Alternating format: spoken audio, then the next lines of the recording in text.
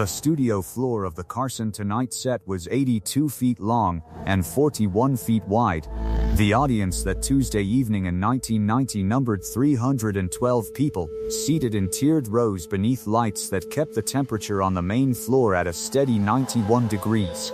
The cameras were positioned at 4 fixed angles. The desk, the couch, the flat beige carpet running between them. It was a set the American public had watched for 27 years without incident. That evening would be different. Seated in the third row from the stage, wearing a gray cotton pullover, no jacket, no badge, no credential visible to the people around him, was a man who had not been announced on the program. He had arrived early. He had taken his seat quietly. He had said nothing to the people on either side of him. He was 49 years old, and looked, in that low light, like a retired high school teacher who had come to watch a talk show and expected to be home by 11. His name would not appear on the evening's title card. The man already seated in the guest chair beside the host's desk was 40 years old. 6 feet 4 inches tall and weighed 237 pounds. He had trained under the Soviet sports system before defecting. He held a black belt in judo and a second-degree black belt in karate. He had spent 4 years studying under a former world champion in Stockholm before any Hollywood production had ever called his name. He had, 2 months before that evening, completed principal photography on a film in which he performed every physical stunt without a double. His publicist had made certain the host knew this. His publicist had also made certain the entertainment press knew this. The credentials were real. That was what made the evening so dangerous. In the next 43 seconds, a trained martial artist would throw a live, unpadded strike at another man on national television. The host would not move. The camera operator on the left side of the stage would pull focus and then stop, unsure what his job required of him in that moment. And the 312 people in the tiered seats would hold a single collective breath. Because the man in the gray pullover in the third row was already rising from his chair, and nobody in that building understood yet what that meant. Nobody, that is, except for the man who had just thrown the strike. He understood. He would remember that he understood for the rest of his life. Steven Seagal had arrived at that stage carrying everything a man carries when he has decided he is the best in the room before the room has voted. He had begun his entertainment career not in casting offices but in Japanese dojos, where he had lived for 15 years, absorbing Aikido under masters whose names most American audiences could not pronounce. He had opened his own school in Osaka at the age of 23. He had trained members of the CIA's Close Quarters Protection Program. He had, by the account of at least one law enforcement officer who later put the story in a memoir, demonstrated a wrist lock control technique on a federal agent that left the man's hand numb for 2 days. These were not press releases. These were documented events. The skill was genuine. The record was genuine. The confidence that had grown around the skill in the record was also genuine, and it was that confidence over 15 years that had become something different from confidence. Something that required occasionally an audience. The host that evening had made the mistake common to men in his position. He had asked Seagal, during a commercial break, whether the fighting in the films was choreographed. He had asked this the way a man asks something he already believes he knows the answer to. Seagal had smiled. He had said that some of it was choreographed. He had said that not all of it was.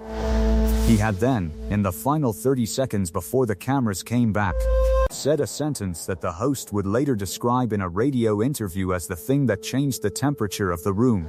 He said he wanted to demonstrate something for the audience. He said he wanted a volunteer who understood what they were agreeing to. He said he had someone specific in mind.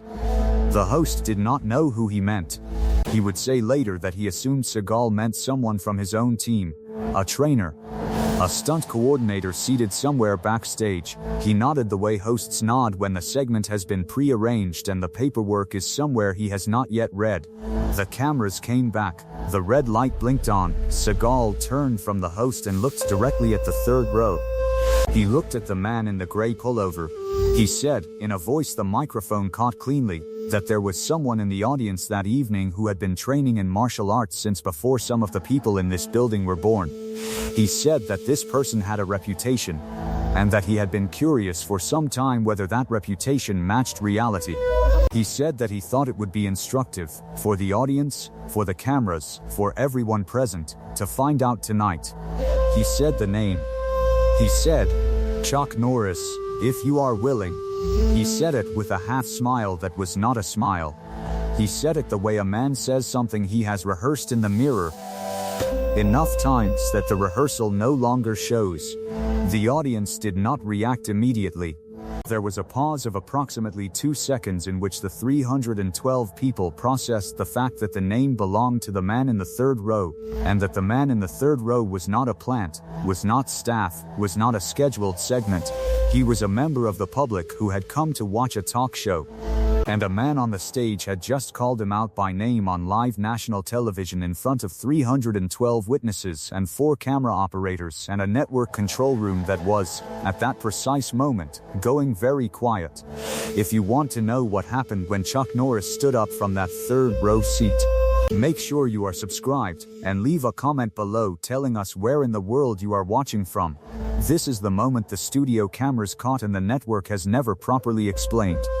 Chuck Norris did not stand up immediately. This was the first thing the witnesses noted later. A man who has been publicly challenged on live television stands up in one of 2 ways. He stands up fast, because the adrenaline has reached his legs before his judgment.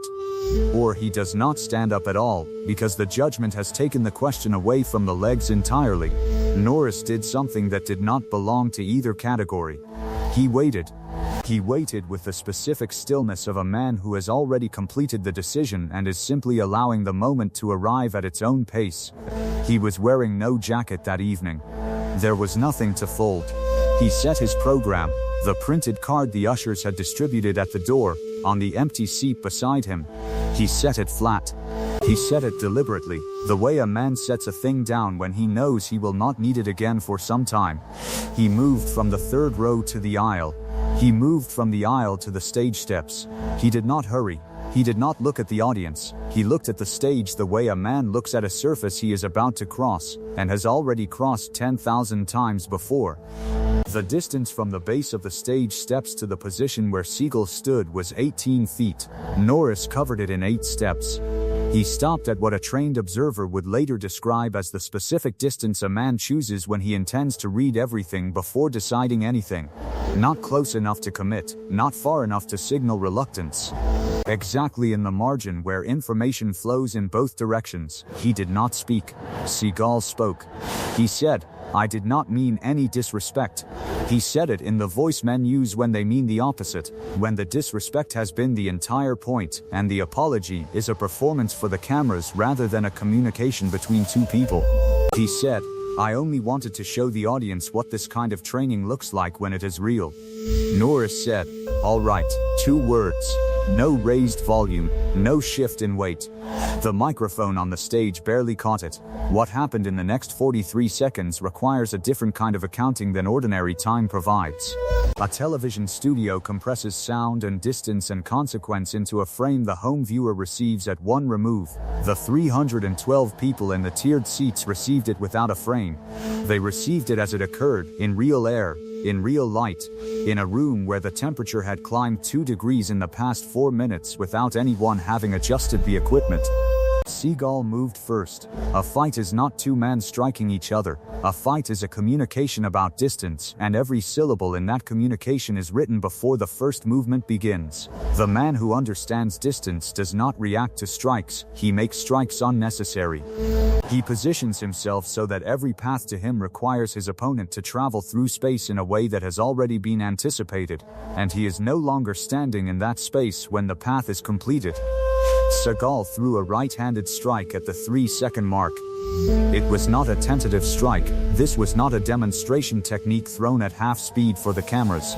The operator on the left angle would later describe it, in a conversation that did not air, as the hardest thing he had ever seen thrown in a space where someone intended to pull it short.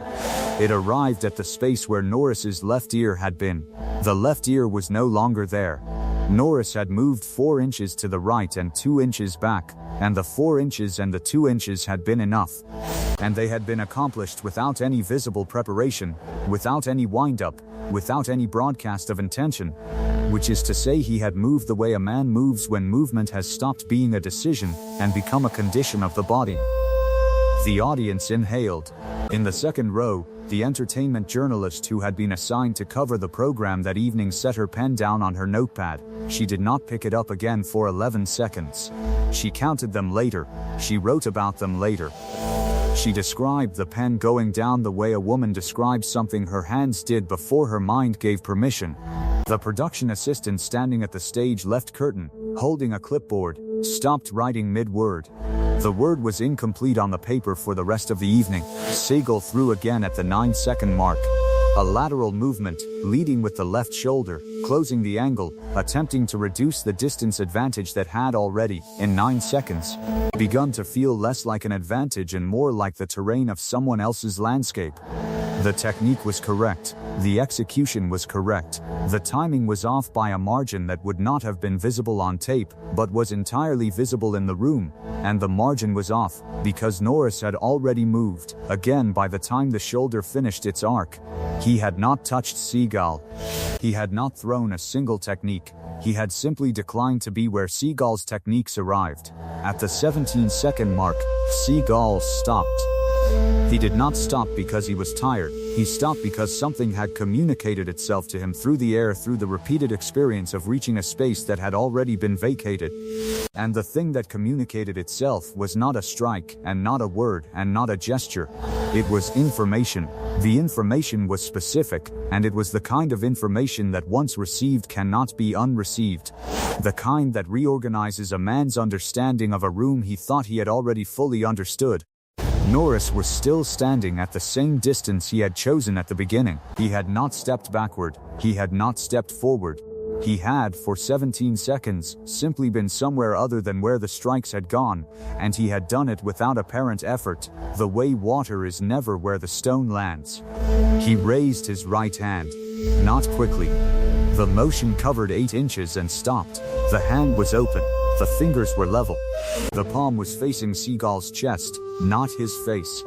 The gesture said, "This is sufficient." It said nothing else. It did not say, "You lost." It did not say, "I won." It said, "This is where we stop, because this is where the lesson ends, and a lesson only works if the other man is still intact when it finishes." Seagal looked at the open hand. He looked at it for 2 seconds that the cameras caught from 2 angles, and the studio audience watched in complete silence. The fork in the road was visible to everyone in the room. It was visible the way a fork in a physical road is visible from an elevation. Both paths were open. Both paths led somewhere. Only one of them led somewhere the man could live with later. Seagal said, "You are faster than I expected." He said it quietly.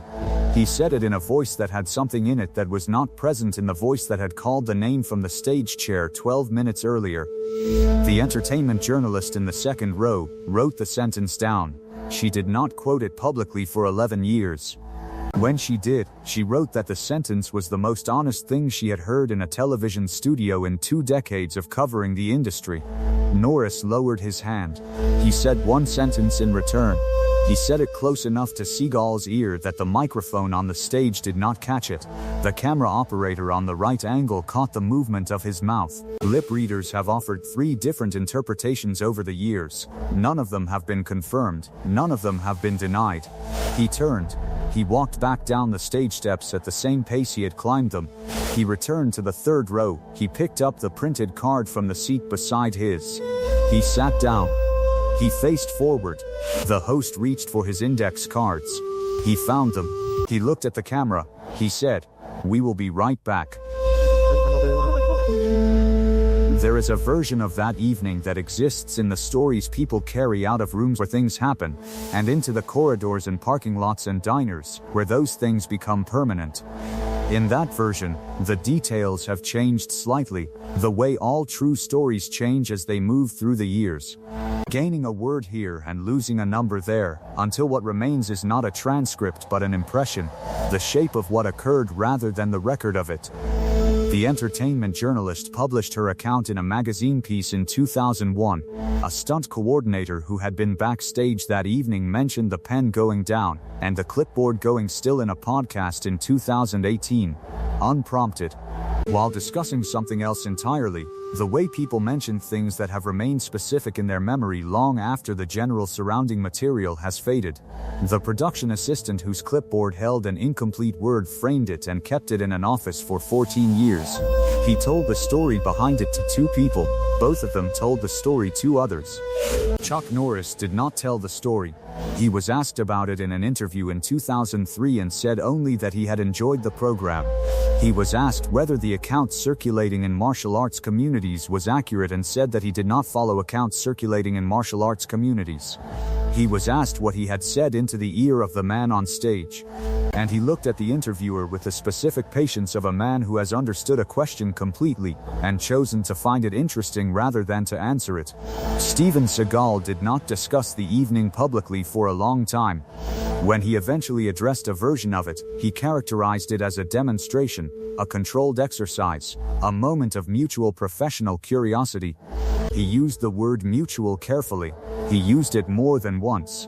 There is a principle that lives underneath confrontations of this kind, underneath all of them, underneath every moment in which a man discovers that the story he has told himself about what he can do does not match what happens when the space between that story and reality closes to 4 inches and 2 inches, and a distance a hand can cross in 8 seconds. The principle is not about fighting. It has nothing to do with technique, or with record, or with how many years a man has spent in a room with people who told him he was the best in the room. The principle is about the specific and unglamorous work of knowing the difference between a reputation and a fact, between the noise a name makes and the thing the name is attached to. Between the way a man looks in still photographs and the way he occupies real air when the cameras are not sure where to point. A man who does not know that difference will eventually stand in a television studio in front of 312 witnesses and 4 camera operators and a production assistant holding a clipboard, and he will reach for something that is no longer there. And the not being there will teach him more in 43 seconds than 11 years of being told he was correct would have been able to. Next week we will talk about the morning in a Van Nuys gymnasium in 1987 when a former world heavyweight boxing champion told Chuck Norris that kicking was the weapon of men who were afraid to be hit, and what Chuck Norris said, and then demonstrated. In the 22 seconds that followed,